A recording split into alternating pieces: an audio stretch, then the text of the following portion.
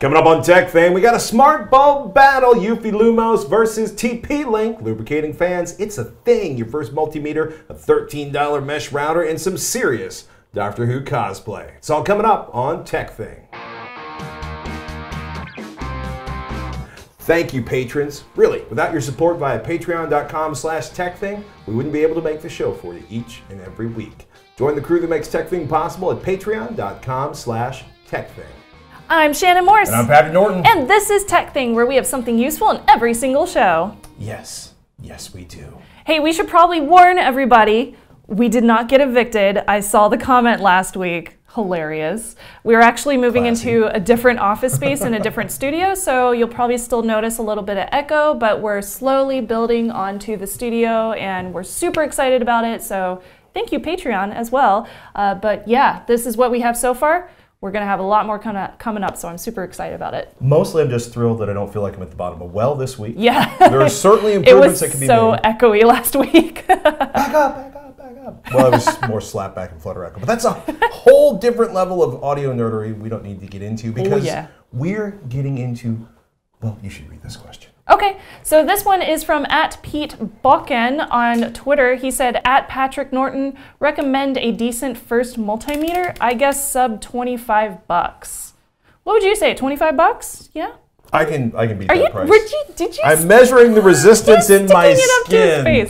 Okay, oh so let's talk about this for a second, right? Classic, basic, entry-level geek tool, right? Along with a soldering iron or a decent set of screwdrivers or the Protect toolkit from iFixit, which I paid to sponsor on other shows and occasionally here, but I own 3 of them, and there's like one in my house, one in my car, and one in my office. They're my amazing. Kids have one, they are. But for 90% of what I do, something like this $13.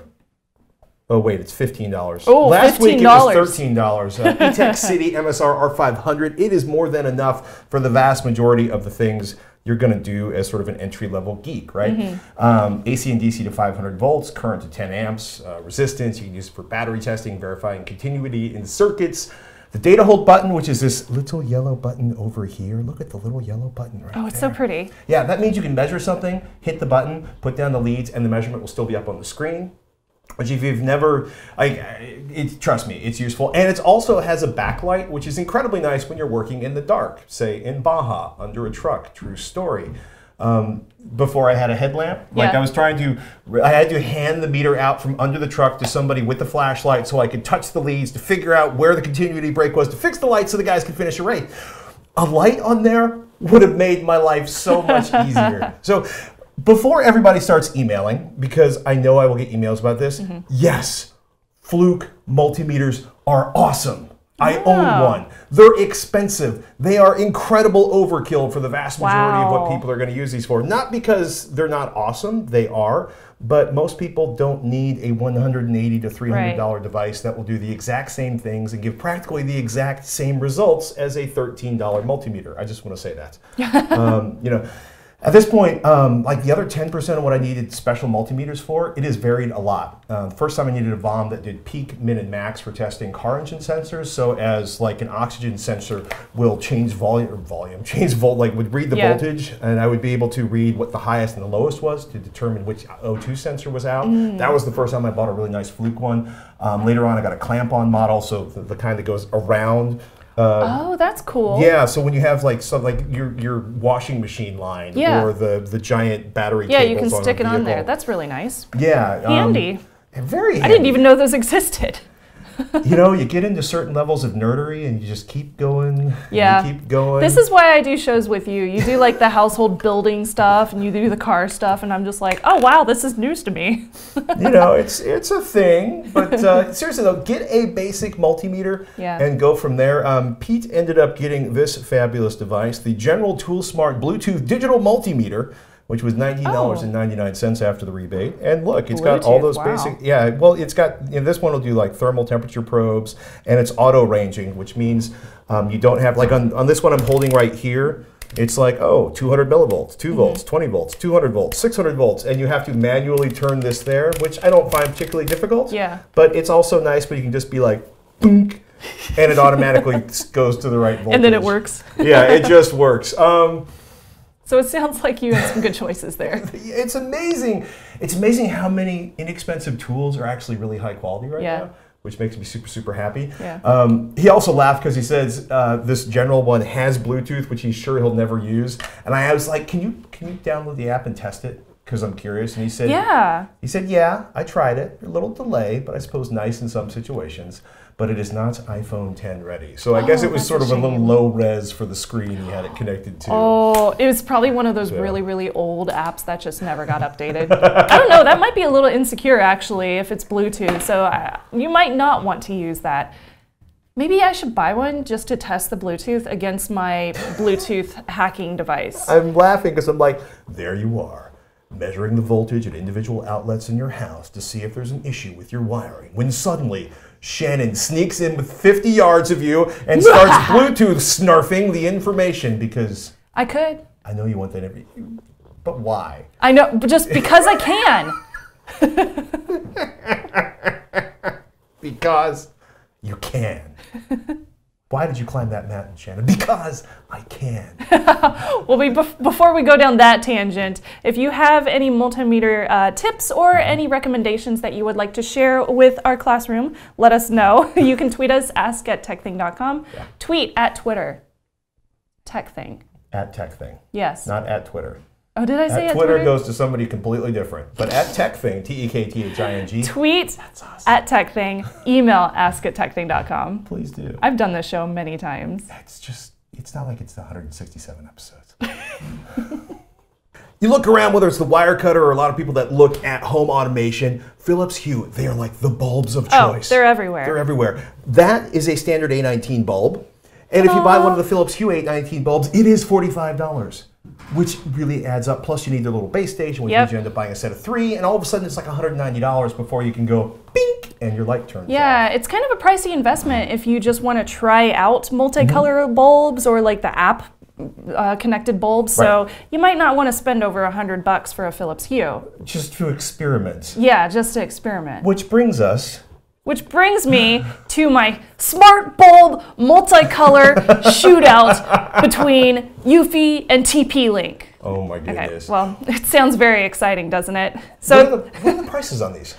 So there are two that I'm checking out today. The first one is this TP-Link on my computer. It's called the TP-Link Multicolor Smart LED Bulb. It comes in various different types. The one I have is the A19 multicolor, so you can put it in any A19 socket, and that one is $34.99 on sale on Prime. I haven't seen it go up from that price for quite some time, so that's probably the price you can get it at. I've also seen the Eufy Lumos Smart Bulb, so that is the other one that I'm checking out today. And this one is also an A19 bulb, and it's $29.99. And this one was brand new, just released at CES, so I got a chance to get one in my hands and check it out for y'all. The nice thing about these, first off, the TP-Link LED bulb is 60 watts. It's an equivalent bulb to 60 watts. And then it can do color temperatures between 2500 to 9000 K. So 9000 is really high. It's very, very bright. I never use it at that brightness because it's insane. And it's rated at 800 lumens, which is That's the 60 watt equivalent. Yeah, it's the 60 watt equivalent. The other one, which is this beautiful little Eufy bulb, yay! It's so pretty. So this one is also 800 lumens with a color temperature range between 2700 K to 6500 K. So it has a smaller range than the TP-Link, but honestly, like, I never go that high. Yeah. So I just don't. They also do 16 million colors, both of them, so you don't really have to deal with either of them. So basically, it's like a keyboard. So yeah, it is like a keyboard. So you can match your keyboard to your motherboard lights, to your fan lights, to your bulbs on your desk. Yeah, exactly. If you want to, you can totally theme it out. If you want to do that, you can totally go for it. So the TP-Link and the Eufy bulbs are both controllable over Wi-Fi. They both work in any A19 bulb housing, like a normal bulb, so you can just unplug whatever you have now and just plug this little baby in. Luckily, neither of them require any kind of bridge. There's no hub, there's no connector, so all you have to buy is this. So it shows up as a Wi-Fi device on your network? Exactly. Yeah, it does. And then you connect to it and you set it up through in a little application and you're good to go, and then you can start changing the colors or doing whatever you want. Both of them are set up through their respective mobile apps, so you have to download either the Eufy app or the TP-Link Casa House app, which is so super cute. And they both also connect to the Amazon Echo and Google Assistant or the home products. So if you have either of those voice-activated products, you can totally tell, like Amazon Echo, turn on my living room light bulb, and then it will turn it on. Or you can tell it, change it to purple, and it will turn it on. So if I have, say, a set of these bulbs in the kitchen and a set of these bulbs in the living room and a set of these bulbs in the master bedroom, can I use their apps to create a group of bulbs so that... Okay. Yes, you can. I had to ask. Yes, it is very, very easy. The one I use is through the Amazon Echo app, and I just created a room, just like what you were saying, and I set it up to have a theme or a scene, and then it changes the scene depending on what I'm doing. So if I'm recording a podcast, I prefer a certain color behind me, so I can make that color happen when I say, Echo, turn on Snub's podcast, and then it's like, boom, purples. I shouldn't be laughing, but the reason I'm laughing is because I get to, like, the first time I played around with any kind of bulbs, like the Philips Hue bulbs, and I dialed them into my Harmony remote system so that when it was like, I hit the button, and you know, the screen, like the projector screen comes down, the projector lights up, the Blu-ray player comes up, and the lights dimmed, and I was like, I feel like I'm finally in a real theater. So, you know, it's so cool. Yeah, you know, you could set up and start playing Barry White, and the bulbs went pink, and the mayhem started, and the disco ball drops down from the ceiling. So I should also mention that each of these can also be controlled remotely as well. So, or if you're at work and you want to turn on a light before you arrive home, you can totally do that via the app. You can also do different scenes, like I mentioned, and the whole 16 million RGB colors, and it has a bunch of different tonations between like blues and yellows and whites. So if you prefer like more of a sunny color as compared to like a CFL bulb, you can do that in the applications. That's actually really cool because you can set it up so that you can have, you know, a light that would be uncomfortable looking when you're working on a project or you're reading, and then you can dial it back into something that doesn't make you look like you're standing in front of very, very true. And both of them can also be dimmed between their brightness in the applications. However, you should not put either of these in dimmable switches, so keep that in mind. They are not dimmer friendly. They are not dimmer friendly. Now, each of these can also be scheduled to come on at certain times. Like you can have the bulb turn on at 6 p.m. each night when you get home, or turn it off at 11 p.m. when you go to bed, for example. That's exactly what I do.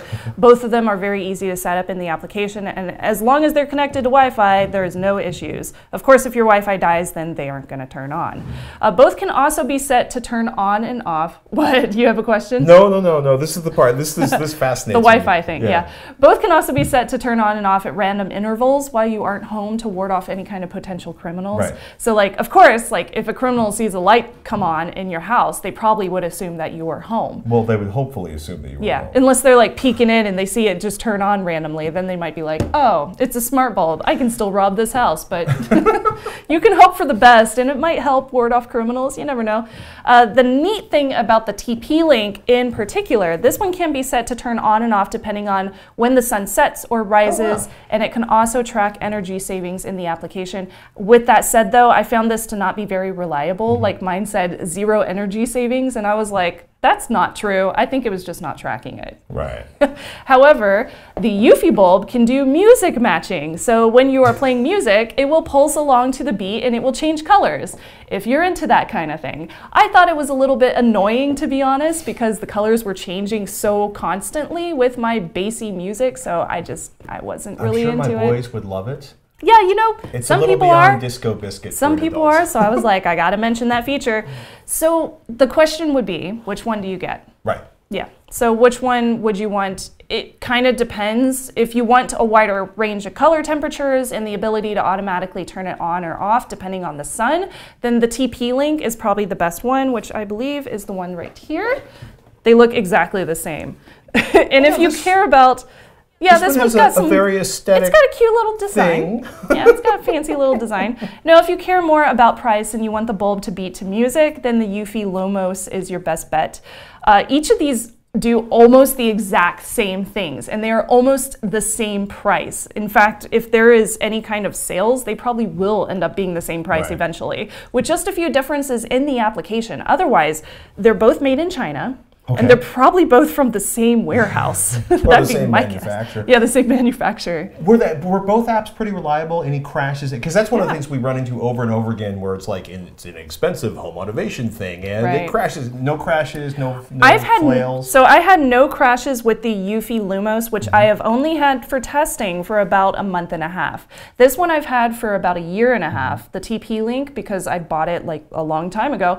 This one I've only had crash on me twice in that period of time. Okay. So I would say both of them are very reliable. And not to mention, I usually just use Amazon Echo with either of them. I never really touch the applications because I set them to what I like and I leave it as that, and that is it. And neither of them have really crashed at all. I'm going to make a joke here. Okay, I'm ready. Have you had to update the firmware on your light bulbs Yes, yet? I did. I had to update both of them. Yep. So thank you both to TP-Link and Eufy for including those updates to keep me from dealing with any kind of like botnets. I really appreciate it. Your light bulbs are contributing to a DDoS? Welcome to the 21st century. Got a light bulb suggestion? Got something you want to see us test? Do us a favor. Email us, ask@TekThing.com. Got a question? Curious to see us review something on the show? Got a tip or an idea you want to share with the whole TekThing crew? Fire them out, ask@TekThing.com, please. Or you can tweet @TekThing, @Snubs, or @Patrick Norton. And if you want to be part of the crew that makes TekThing possible, please contribute to the show at patreon.com/TekThing. Thank you for your support, and please keep watching. We got an email from Matt who wrote, ask@TekThing.com. Greetings, I have a dozen desktop PCs, don't ask, and each has 3 or more fans. I would go broke replacing all of the fans that fail. I'd rather put that money towards performance components. Instead, I've been disassembling, cleaning, and re-lubricating the bearings with automotive wheel bearing grease. In the past year that I've been doing this, I've noticed that the fans I've repaired fail again in about 6 months. Doing some internet research, it seems the internet can't make up its mind on the proper lubricant for a PC fan. Using sewing oil, don't use sewing oil. Use 3-in-1, don't use 3-in-1. Use motor oil, don't use motor oil. What's the proper way to keep all of my fans spinning on a budget? Thanks, from Matt. I can't believe you've had that many fans die, to be honest. That's a lot of I've never had a fan die, and I've never lubricated a fan. I've had fans die, but usually on like a case that I've been recycling for years and years. So would you disassemble a fan? What did you say? Okay, well, my first thought is like, so this is like a $13 knock to a. It's so fan. cute. It's cute, right? It's got these really cool design. That's basically it's got little notches. It's got it's fancy and it's designed to be quiet. And the bearing in this has a mean time between failure rating of 150,000 hours. So generally speaking, a quality fan is going to last approximately forever. And I wouldn't disassemble the fan unless you actually knew there was crud in there. Don't use axle grease; it's too heavy. Axle grease is designed to work with like super heavy things spinning. You know, it's just motor oil too thick too. WD-40 is great for cleaning than it is for lubing high-speed motors, because essentially this is a little tiny high-speed motor. It wants to move fast. A light machine oil like 3-in-1 should work fine. Personally, for stuff like this, I use this. I found a bottle of this in a hardware store like 300 years ago. Or maybe 5 years ago. It bleeds together because I'm a sucker for anything that looks like the 1950s. I literally, in my garage, probably have 30 different oils and lubes and greases in my garage because, this axle requires that, and this thing requires that, and the other thing requires that. In any case, so I use High-Side Chemical Zoom Spot Turbulent oil. There are a bunch of clones. If you start searching for Zoom Spout, like there's a whole bunch of clone companies. I don't know which one's the original. It's done service on a few dozen electric motors and everything from RC cars. It's helped my wife with her antique sewing machine problem. Well, that's nice. And there's still about 75% left in the bottle after several years of use. Because you don't have to use a lot. No. You should use practically none, right? So there's a really great article up on TechRepublic. And so this is what the motor axle cylinder situation, you want the tiniest bit of oil in here, right? So we'll put a link to this in the show notes. So this is a fan, and you pull back the sticker, and you start getting into interesting things. You pull the sticker, you pull the plug, and that's everything you need to worry about right there. Okay.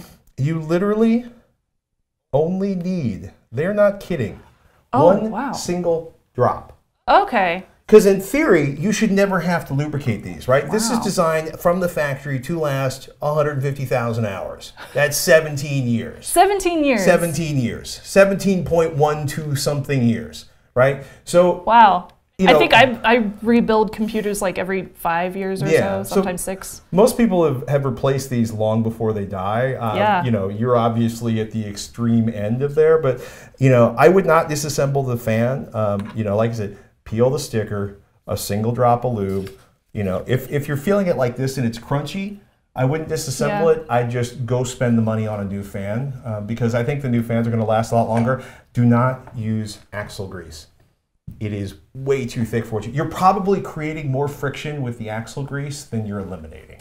So. I'm very curious why you have so many PCs. I'm thinking either mining or like running a PC repair company or something like that. Well, maybe he's just got a PC habit. Maybe, yeah, maybe he's folding that's his hobby, is building computers. It's a way to heat your house. That's a good hobby. Yeah, that's true. If anybody out there has frequent fan failures like Matt, we want to hear your suggestions. Fire them out to ask@TekThing.com. And Matt, we are curious. What are you doing with all those computers? My buddy Daniel caught this segment on mesh versus cheap Wi-Fi last week. Remember Steve in Tampa with the 3-story condo he was moving into? And he texted me, isn't the handoff a client thing? I have a $13 router. And he's basically, we started talking, and he says, you know, I go from this side of the house to that side of the house, and it switches no problem. I think it's the phone that's doing it. Like, it's not the phone. We argued about it, because Daniel and I have been arguing since we were children and going to college together. So Daniel has a pair of these, Netis W424 wireless N150 router, access point, and repeater all in one, which on Amazon today cost a whopping $14 each. And I'm not kidding. This is, it's funny, it was $13.89 last week. It was $14 2 days ago, and now they're up to $15. Uh-oh, the cost is going up, man. The cost is rising. Better watch out. In any case, so Daniel and I argue about handoff and MAC addresses, and then I got Fearl on Google. And it turns out these $14 routers support AP+WDS. Ooh. Yeah. Have you ever heard of AP+WDS? Nope. Yeah, neither had I. I know what an AP is. Yes. AP is access point. WDS is a wireless distribution system. So essentially it was created so that you would be able to have multiple access points that communicate wirelessly instead of having to have a hardwired backbone or Ethernet connection. Oh, cool. It's really cool. And it, and I quote, preserves the MAC addresses of client frames across links between access points, i.e. if you move into the coverage of the other router from this router, your connection doesn't puke and you're handed off gracefully. That used to be such an issue. Yeah. Like it's still an issue in a lot of cases. Yeah. In fact, most routers out there, as far as I know, don't support AP+WDS. Perhaps it's because they knew mesh was coming, or perhaps because it's a pain in the ass to implement. But it turns out WDS is supported in DDWRT or OpenWRT if you want to get your open operating system for your router on. I thought it was interesting when you go to like DDWRT, they get really intense by pointing out that you cannot mix and match WDS between different chip vendors. There's like one where it'll kind of work, but in most cases it is incompatible, they say, and no, we will not fix it because the engineering behind that would just suck down too much development from the rest of OpenWRT. Good to know. I thought about this. I would spend the extra cash for an 802.11ac router if I wanted a super cheap mesh-like behavior. Like N sucks. AC makes N function better. Yeah. AC routers make N devices work a lot better. AC's supported in so many different environments. And I looked up and I found, where did it go? So it turns out Netis has some inexpensive somewhere in here. Oh, there it is. There's the AC1200. So they've got the WF2710, the wireless AC750, which would be this one, which sells for, don't you love it when Amazon won't let you quit? Which sells for $33.45. Okay. And the WF2780 wireless AC1200, which sells for a whopping $60.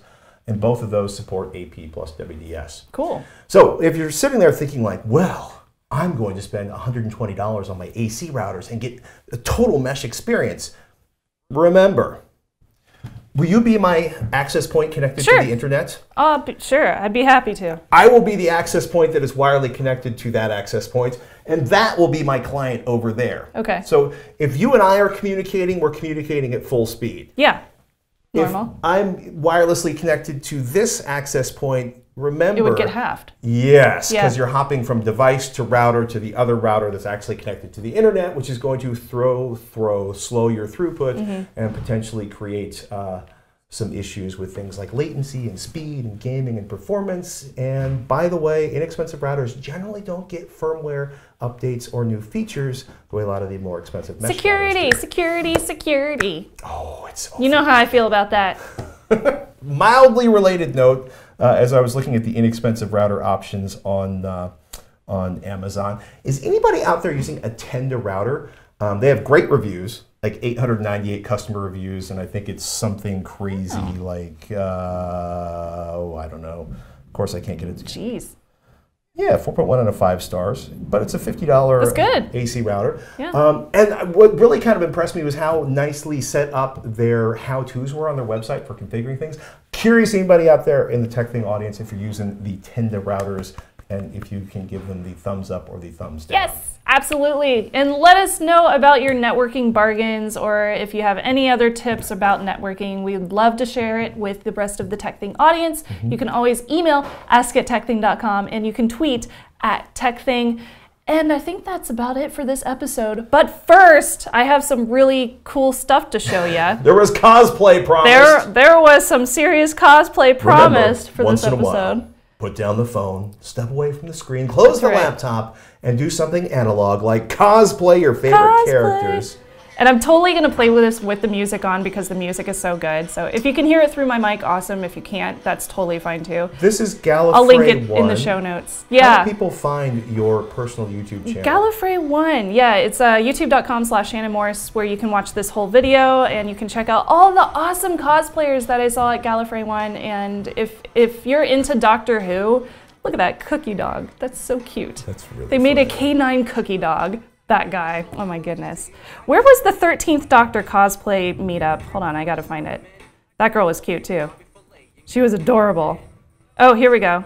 So we had a slew of 13th Doctors. There's me right there. Yeah, it was good times. The world's biggest minifig doctor. So if you too are a cosplayer, let me know. And special thanks to Dale for letting me use this music. He did a song all about Doctor Who, and he let me use that for this video. So I really appreciate it. Thank you, Dale. It was awesome. Link to that video will be in the show notes, yes, so you can watch the whole thing. And Dale also did our theme song, so you should definitely check him out. You'll see a big panel in about 30 to 45 seconds that tells you how to find Dale's music. That's right. Oh my goodness, I'm Patrick Norton. I'm Shannon Morse. We will see you next week on TekThing.